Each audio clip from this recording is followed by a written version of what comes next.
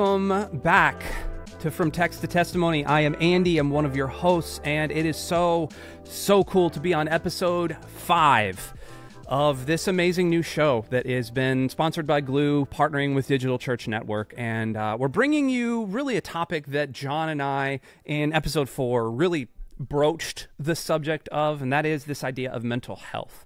The issues and kind of things that we're seeing when people bring mental health into the Glue ecosystem. When spiritual explorers text us and us as responders really are trying to respond in a proper way that helps the circumstance, that doesn't push people away, that encourages them, strengthens them, guides them, and ultimately gets them help. And then, we want to plug them into Jesus, but that's a little bit further down the road. And we were looking around, and we've talked about this woman for a while, and we both have a good friend named Megan. And Megan is a licensed mental health coach.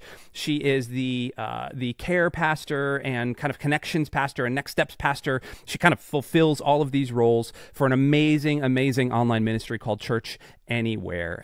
And I wanted to bring Megan into this conversation today. She has a lot of wisdom in this area. She's been with Glue for, I think, 3 or 4 years, maybe 2 or 3 years. I don't know. Their church has been using Glue for umpteen years, and they are really one of kind of the OGs in the Glue ecosystem. They've been following and tracking and helping development and all that. We figured, let's bring her in. She's amazing. And so this episode is part 2 of our mental health conversation. And the wisdom that she is able to bring, and her genteel manner, but also her fire and her passion for really helping people that are dealing with mental health issues and struggles, and also the way that she guides them to relationships with Jesus Christ is something that we're going to be talking about. And she's going to be on future episodes, so we'll get a chance to really dive in a little bit deeper. This is going to be more of an introduction with her and kind of what she's been doing, so y'all can learn her and kind of grow alongside of her. Now, if this is the first time you're hearing about Glue, Glue is this amazing platform that allows you to connect with people all across the country, spiritual explorers, and you as a responder get to engage with them, and you can kind of reach them, and you really have all of these campaigns that are kind of coalescing under one roof. And that's what Glue is. This entire, I keep calling it an ecosystem. It really is. It's a system of connection, a system of engagement, a system of response that's allowing you as a pastor, ministry leader, church worker, even just general responder, it's allowing you to connect with the people that really need help. If this is the first time you're hearing of Glue, or if you want a little bit more information, you can head into the show notes or the comments or the video details below me. If you're listening in an audio medium, you can click into the show notes and find out a little bit more about Glue, plus sign up for some awesome goodies there. But hey, without further ado, let's get all of that out of the way. And I want you to sit back and get ready for an awesome conversation here in episode 5 of From Text to Testimony.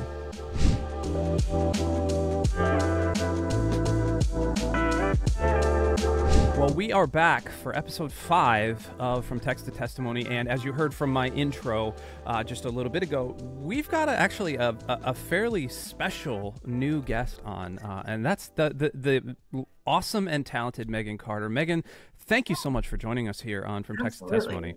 I'm so excited to be here. I'm excited to have you. John and I have been talking you up. John Pyle and I are both huge fans of you, huge fans of what you're doing with Church Anywhere, but more than that, kind of huge fans of what you represent with Glue. Kind of, you guys were one of the first major churches jumping in on the Glue thing. So to kind of get a little bit of a backstory and an intro, tell me and tell our audience about you and kind of ministry and all the things that make you who you are. All the things. That's a lot. How much time do we have? No, 30 minutes, but let's go an hour and 30 minutes. Okay, great. Yeah. No, I'll shorten it down. The condensed version. But no, my name is Megan Carter. I currently work at First Capital Christian Church / Church Anywhere. Depends on how you know us. It's confusing for everybody. But that's what it is. So it works well for us for right now, at least.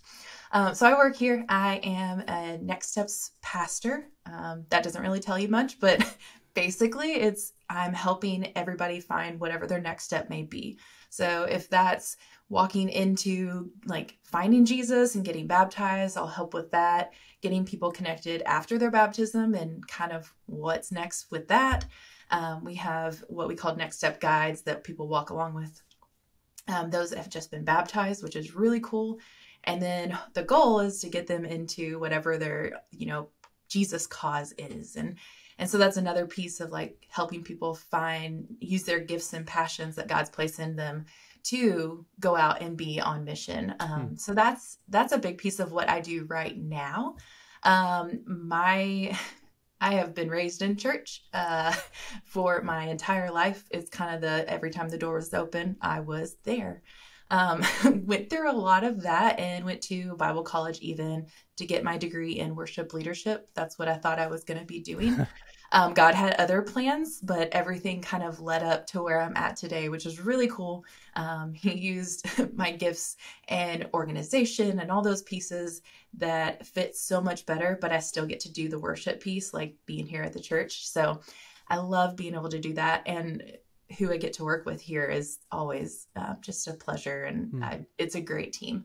So it's really cool to see. We actually just got back from a staff retreat, and it was an eventful one.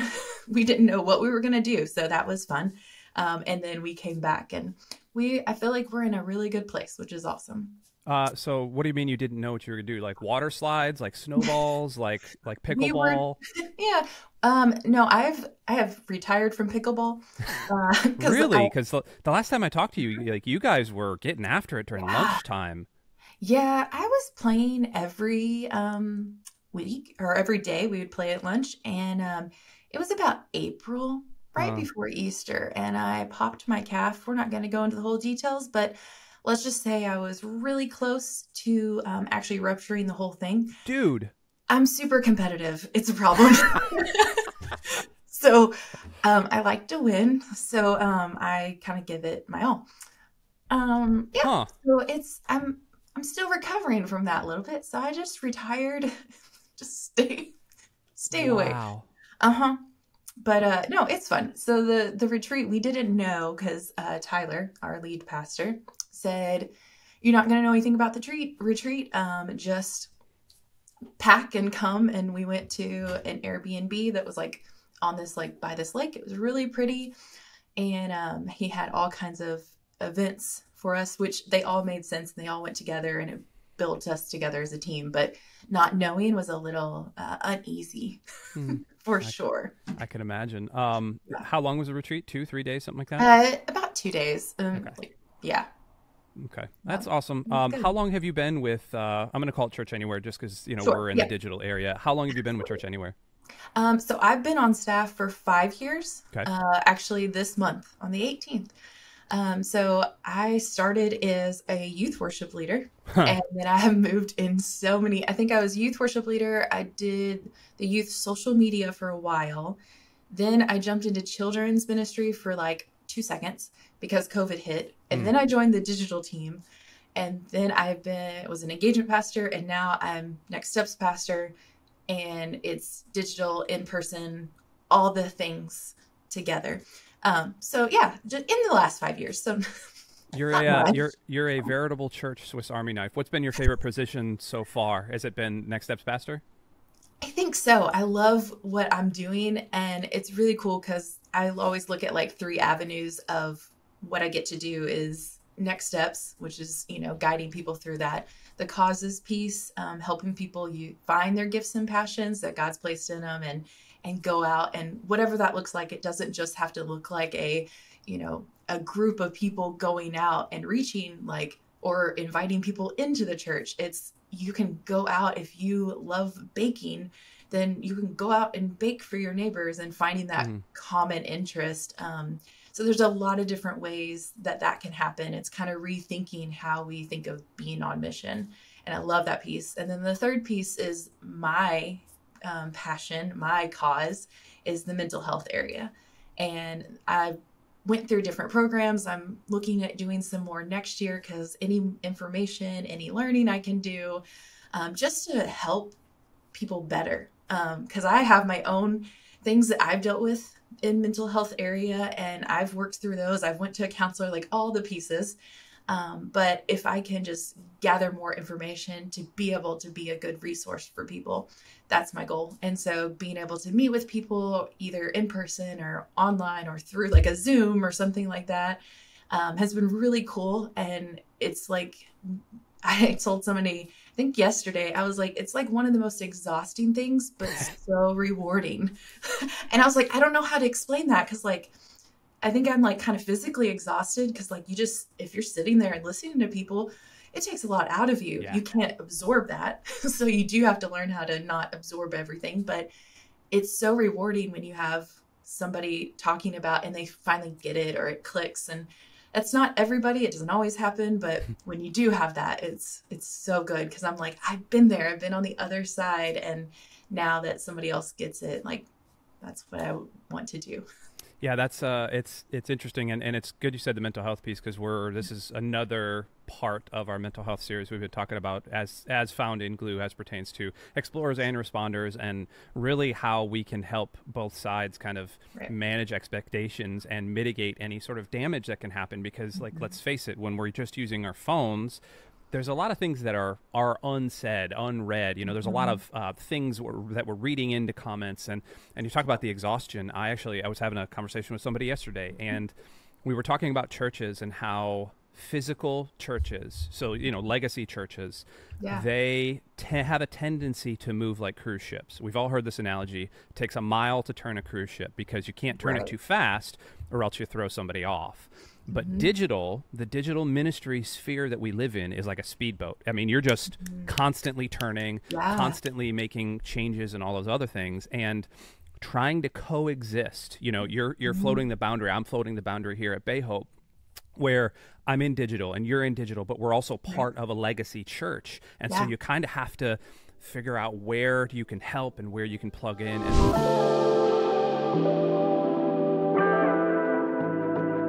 I guess my next question for you then, as we roll into our kind of texts section with Glue, what's your history with Glue? Yeah, so we've been doing Glue for, man, I don't know, a long time. Like it feels like since the Eons. beginning. Yeah. It has changed a whole lot, like for the better. We give a lot of feedback to say, hey, maybe let's try this, or let's make it searchable so we can find all the people we're assigned to. There we Like go. those kind of things. Oh, it was so good when that came out. Yep. Um, but yeah, so we've been doing that for quite a while, and there's been a lot of different changes too with like how they've connected and reached with people and the different like algorithms, I'm going to put it that way, but that send out to reach people. So like the sadness care or the church cares page, or like sadness or depression, like any of those, the different quizzes that they have now, is awesome to be able to just filter people through a little bit better. So you have maybe a better knowledge when you start talking to them. But probably one of my favorite pieces that has been there since we started is the conversation prompts of like, here's some ideas to get it going. Yeah. And when you don't know where to go, especially if they give you like 2 words, you're like, okay, here's a prompt. Let's see what we get from here. But yeah, we've been doing it for a while, and now we have a team that works together to do it, which is awesome. To just kind of, I mean, one of ours is we're nationwide. So rather than just local, people do that differently, which is what works for you. But we're able to kind of put a care team together for that. And that's been like probably the best piece, because it started off with just me and Tyler doing it. And that was again exhausting. Oh yeah. There's so many hurting people in this world. And if we can help them, we try our best for sure. So in terms of your team, is it volunteers? Is it staff members? Do you have lay leaders? Do you have pastors? Like what's your team look like? Yeah, so we have some staff members. We have like Tyler, myself. My husband is actually on staff now. He Cool. kind of took the lead on that, which is awesome. So he's doing that as well. We have a couple other pastors that do it. But then it really is people who it's their cause. Like they have a passion to help people. And some of them are retirees. So like they have that time to put in and they really care for people. And so there's really a variety. We kind of hand selected some people, especially at the beginning, of people we've seen, like you could see have the passion for that, or you would like, they are really good, a people person, like they could really just talk and talk to this person to help them. And so we kind of just asked people and we're like, hey, would you want to do this? And they're like, what is that? And we're like, we're still learning too, but we will learn together. So no, it's been good. I think we've got like 10 people on the team. Oh, wow. Something like that. So it helps with being nationwide and we also have like, I think the unlimited numbers that come in. So it allows it to be spread a little bit more than like completely overwhelming, like one or two people. Yeah. So this is like I said, this is a mental health a mental health topic that we're having, and I want to bring you back and talk about all sorts of other things. But Yeah, I want to hone in specifically on mental health. So typically, what we do is we break up our episodes into a text section, a testimony section, and then a tips section. And so in our text section, we like to highlight one or two of those stories, kind of the beginnings of those stories, and then move into how you've seen God working. So do you have any stories that you could give us from the eons of work that y'all have seen? Eons. I love it. No, I've got like, I started writing down and I was like, oh, this is way more than one or two, but love it. That's why we'll have more episodes, right? Absolutely. Later on.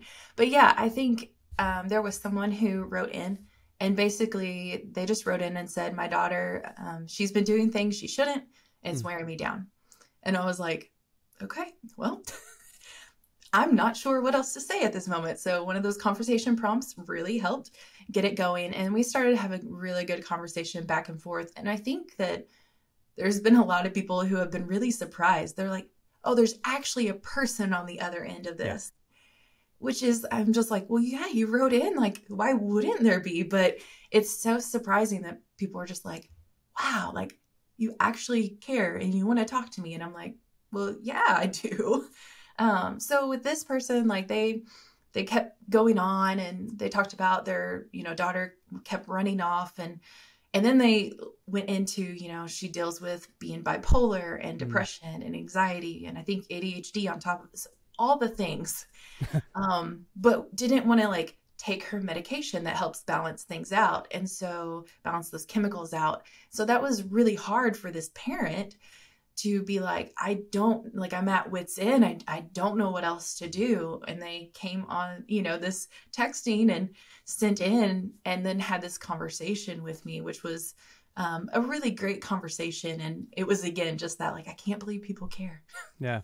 Yeah, absolutely. When you get a conversation like that, and we'll save some of the outcomes for the testimony section, but I guess you are a trained mental health professional. Yeah. You have certifications and you've done the thing. John and I were remarking last episode that we are not professionals. We're pastors first and foremost. You are a pastor as well, but you also have that kind of the lane to switch. How do you know when to switch lanes from, okay, I'm a pastor to now I'm a counselor and a therapist and then back to pastor? Because it is two different ways of talking to people.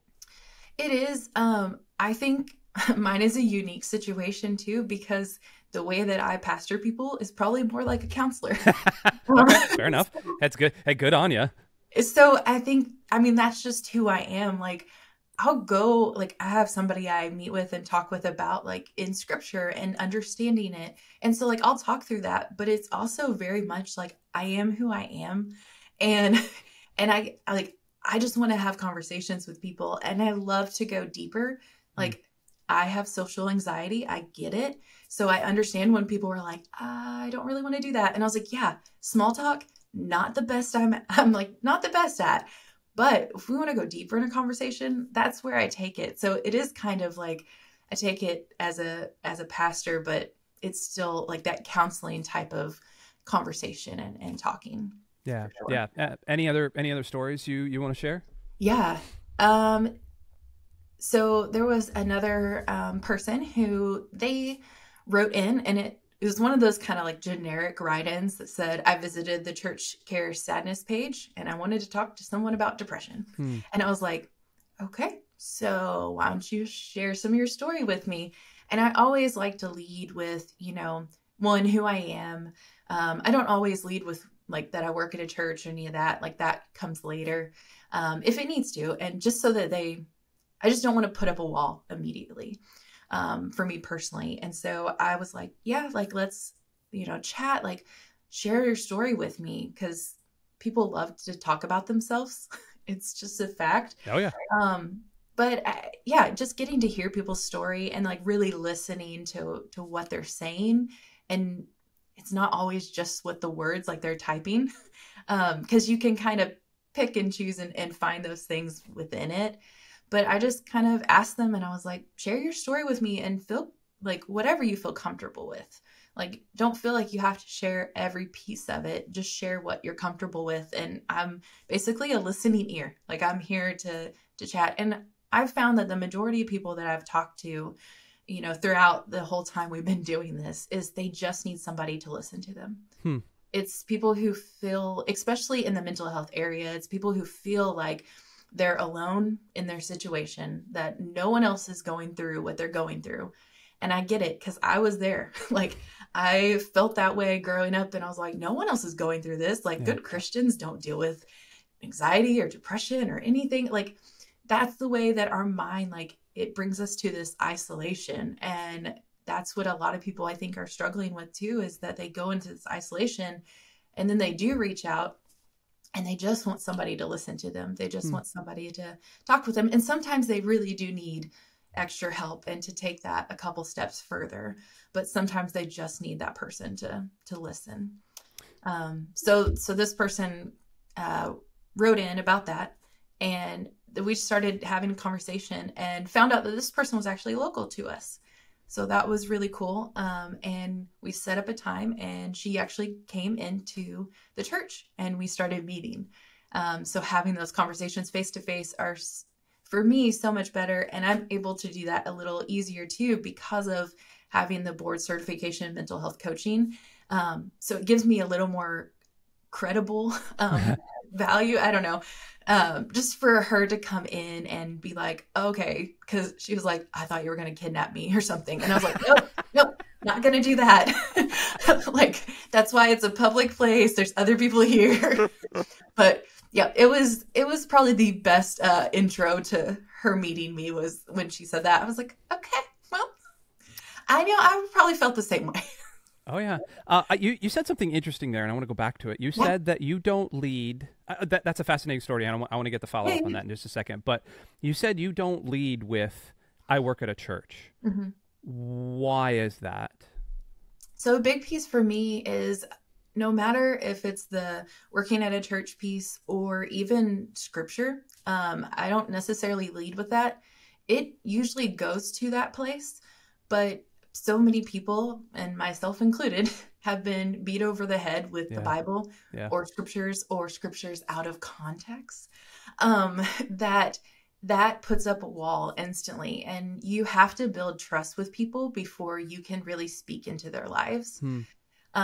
So some people I know do start with, I work at a church, those kind of things. For me, unless it feels like that's needed, I've had so many people that have come on, through Glue, that I've, said later, like, yeah, if you want to meet, whether it's on Zoom or in person, we can do that. And then I say, I'm at First Capital Christian Church or Church Anywhere.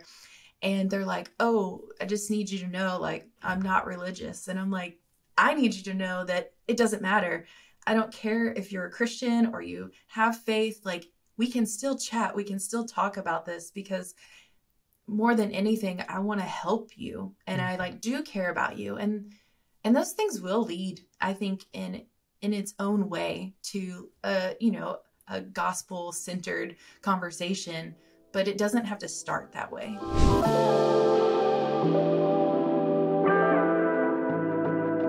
So moving into gospel-centered conversations, then talk to me about what happened with this lady who was local. You brought her in, you talked to her. She thought she was going to be kidnapped and thrown in the back of a van and never to see the light of day. What was the kind of the end result, the red thread that you could pull through there?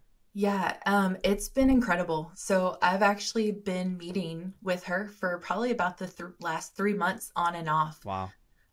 We've went through all kinds of different conversations. We've talked through different things, and more than anything, just to hear, because I always try to ask the question at the end of our conversation, like, well, what helped today? What was the most helpful piece, that we either talked about? And a lot of times it is that, just talking about it, like, not suppressing it, getting it out, because there's a big piece to, like, whatever you're struggling with, and we all have something we're dealing with, whether it's mental health or something else, that when we let it go and we say it out loud, whether it's to a person or, crazy enough, to an animal like a pet, it really does work. Just to say it out loud, it starts losing that power over you. And so they're able to start processing it or working through it. And so with this, that's been a big piece of just talking with her through this and walking through different parts of her life now. There's different pieces that we've kind of stepped into that aren't really in the mental area, like mental health area, but there are pieces that are really important to like her living like her best life and fulfilled life. So it's been really cool. And that's kind of a continue thing. It's continuing on, and she's able to kind of have more control over her life rather than her life controlling her. That's fascinating. There's an interesting thing I think that happens too when you with theological training and you with mental health therapy, counseling, coaching training, when you can sit down and you can contextualize the gospel for people in a way that allows them to see practical things going on. I think I have been in my own counseling journey for the last couple of years. I've been a pastor for 15 years and really only recently within the past 2 or 3 years had my own counselor because of my own mental health kind of struggles. I struggle with generalized anxiety disorder. Full disclosure, like I am on a thing called Lexapro, just that helps kind of even me out. And it has helped me in immense ways. But I didn't actually realize the gospel message inside of the counseling until I actually started paying somebody to do that. Yeah. The question I want to ask you is, do you feel like you are providing free counseling things to people that want to hear the gospel, or do you feel like you're just sort of helping massage a problem to go away and then watching people walk away from the church? Like, are you seeing success stories outside of just this one lady? Yeah, I am. I think the big piece is like, because here at the church, like it's part of my job. So it creates that free resource for them. Like there's been people that are like, what's the catch? And I'm like, there is no catch. Like you can come in and then we have another guy on staff that does this as well. He has been in jail ministry a long time. So he ministers to a lot of different people too. And I mean, we've seen so much success through it, and you're not going to have everybody that will, continue on and really hit that high point and, have that light bulb moment. But for the most part, you can see so many people, whether it's a big change or a little change. And you can really see that when you sit down with them as well, like seeing from the first time you meet with them to even just a few like sessions later, being able to see the change or like even the strength that they've been growing in. It's been really neat just to kind of have that perspective. And if you step back and kind of look at it as a big picture, that helps too, rather than just like the everyday, like they come back in with more issues or more, those kind of things. But I think it's really been able to see that, and having that biblical knowledge behind it, you're able to say different things that are scriptural, even if it's not like, and in this scripture it says this. Yeah. So that's a big piece too. You got to know it. And so diving into the word as well is super important. What's the biggest? I'm going to say biggest, and I don't mean like the most bombastic thing, but what are the most incidences that you're seeing from people? Is it depression? Is it anxiety? Is it bipolarity? Is it ADHD? Is it some sort of hyperactivity thing? Like, what are the things that you're constantly seeing? Yeah, I think the biggest thing is mostly anxiety. That's anxiety, depression. I feel like those get talked about so much more, or people bring those up. I think part of that reason why too is I don't know that everybody realizes that there's so much other pieces to mental health. You have like grief is a piece of it. And I heard it once that somebody said like even the grief that we deal with while we're living sometimes is harder than the grief we deal with in a death, which was really interesting for me. But if you think through it, there's a lot of truth to that. It deals with so many emotions. It deals with so many different pieces of who you are. So yeah, grief is one of them. Anger is a part of mental health. Like one of my friends always says, it's a secondary emotion. So it comes from somewhere. There's so many pieces. And then there's another one that I like to put it this way, because we don't always know. And I think that's why it gets kind of generalized under anxiety a lot of times is I'm feeling some type of way. And that's what one of my friends, Joni, always says. But it's so true. It's like, okay, I'm feeling some type of way. I don't know the words to put it in, but but there's something that just feels slightly off or doesn't feel like it's where it should be. And a lot of times with talking to a counselor or talking to someone who has some knowledge in that, they can help you and guide you to where it needs to be, but or at least give you some tools to help manage that, because it's not like those things just disappear. That's what I had to kind of come to terms with, is like, my anxiety is going to be here probably for the rest of my life. Like, I'm not putting God in a box. He could completely take it away, but he hasn't yet. And obviously it's helped me be able to talk to people about it. And so now I look at it in a completely different light of I'm kind of thankful for my anxiety, which is a weird phrase to say. A little bit. A little weird. But it has, with the tools that I have, I can turn it to actually push me to do more, like to push me to be on this podcast in front of people. Cause like whole social anxiety, talking in front of people, so fun. But to do that, or to talk in front of different people at conferences, or just to meet with people one-on-one and not feel like, oh, I don't know what I'm going to say to them, and just letting the Holy Spirit work through me in that has been a game changer for me, for sure. That's awesome.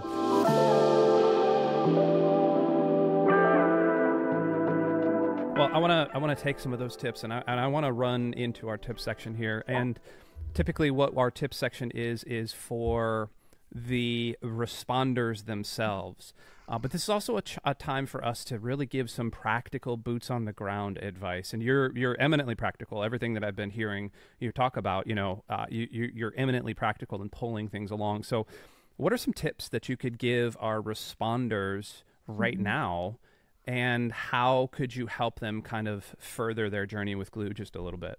Yeah. One of the biggest things is, don't be discouraged if you don't get a response. There are so many that we don't get responses to, but we still try to reach out. There are some people who, like I said before, they do live in that isolation. And even though they reach out, like initially, they may not be ready to talk yet, but they know that somebody's there. So yeah, you don't always get a response, but don't be discouraged about that, because one day you may get a response months later from them. Or maybe not, but maybe it was a starting point of seeing, okay, somebody's out there, they're listening, they'll listen to me. Yeah. So that's probably my first one. Second one would be, know when something is above your pay grade. That's the way I like to phrase it. It's so true though, because if someone is like really dealing with like suicidal thoughts, or they're really dealing with something that's really, really deep, that you're like, I don't even know how to respond to this.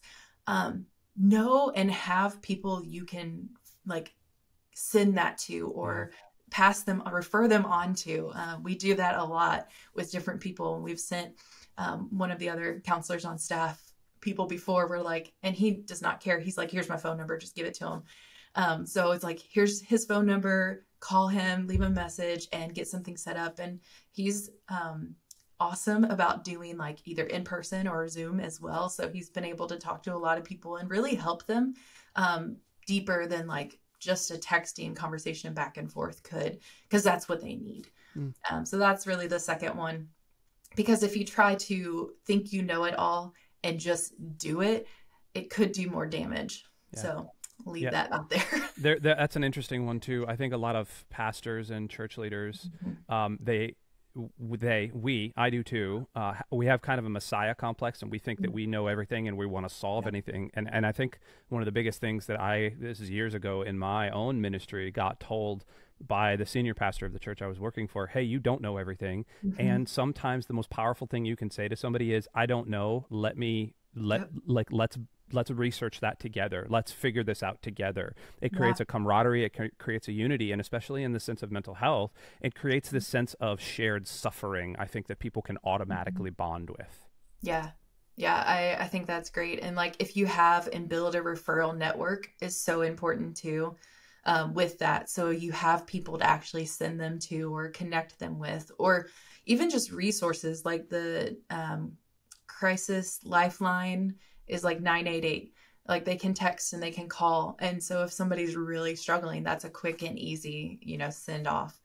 And then my last one, I think would just be a learner, like be a continual learner.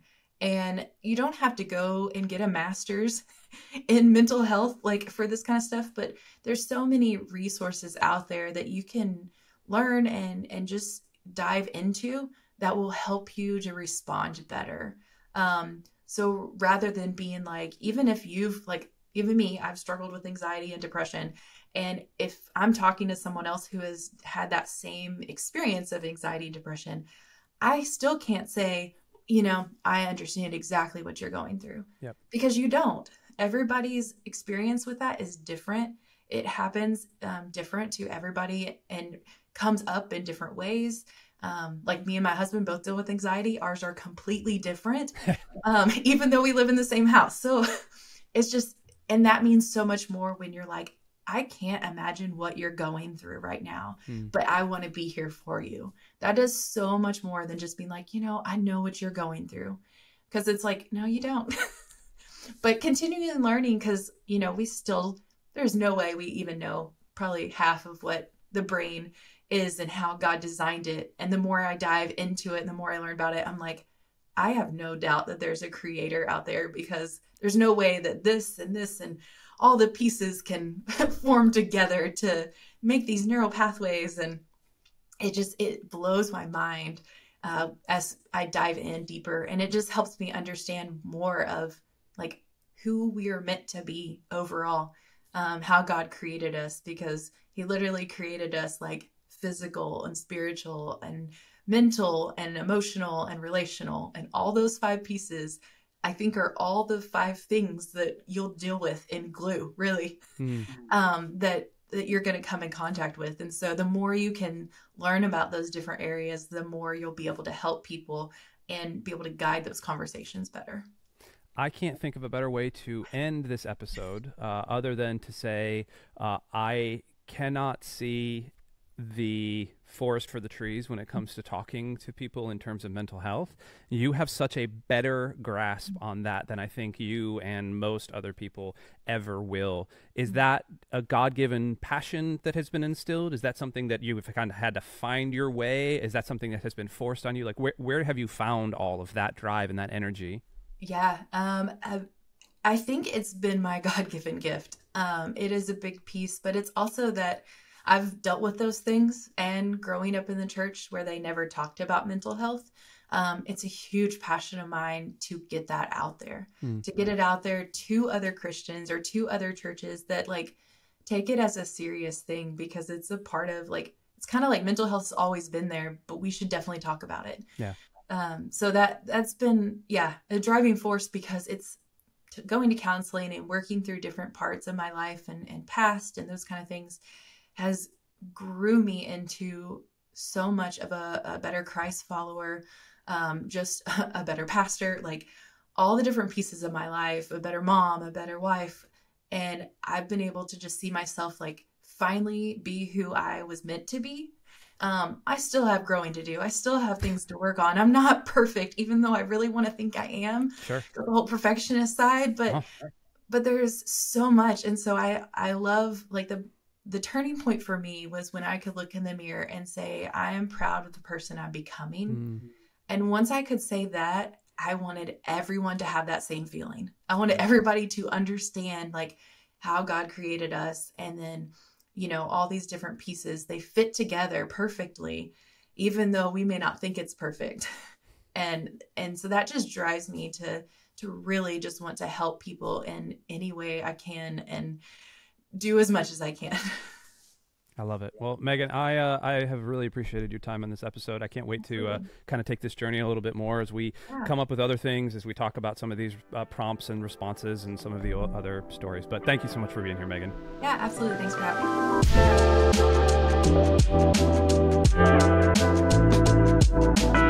me.